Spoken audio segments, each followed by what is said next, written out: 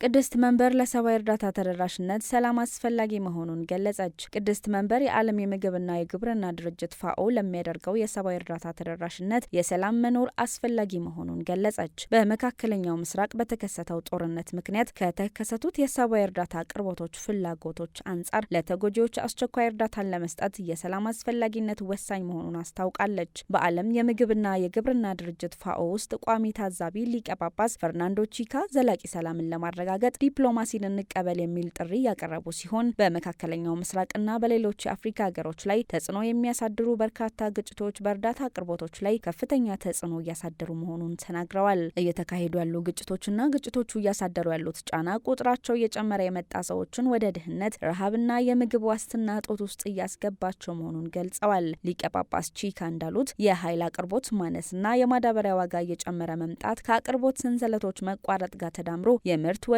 የጨመረና የምግብ ዋጋ ተለዋዋጭነትን እያባባሰ መሆኑን አስረድተዋል። በተለይም ከውጭ በሚገቡ ምርቶች ላይ ጥገኛ በሆኑ ሀገሮች ላይ ከፍተኛ ጫና መፍጠሩን ጠቁመዋል። የቅድስት መንበር ቋሚ ታዛቢ በመካከለኛው ምስራቅ አሁን ላይ ያለው ግጭት መባባስ ከድንበር ባሻገር በዓለም አቀፍ ደረጃ በተለይም በጣም ተጋላጭ በሆኑ ዜጎች ላይ ረሃብ ማስከተሉን ተናግረዋል። በመሆኑም እያጋጠመን ያለውን ቀውስ ለመቆጣጠር ህዝቦችን ለመጠበቅና የረጅም ጊዜ መቋቋም አቅምን ለማጠናከር የተቀናጀና የሰላም አማራጮችን መውሰድ ያስፈልጋል ሲሉ አጽንኦት ሰጥተዋል። ሊቀ ጳጳስ ቺካ ይህ በተለይም በአካባቢው ያሉ ብጥብጦች ወደፊት ኢኮኖሚያዊና ሰብአዊ ቀውሶች እንዳይሸጋገሩ መከላከልን ይመለከታል ብለዋል። መረጃው የቫቲካን ዜና አገልግሎት ነው።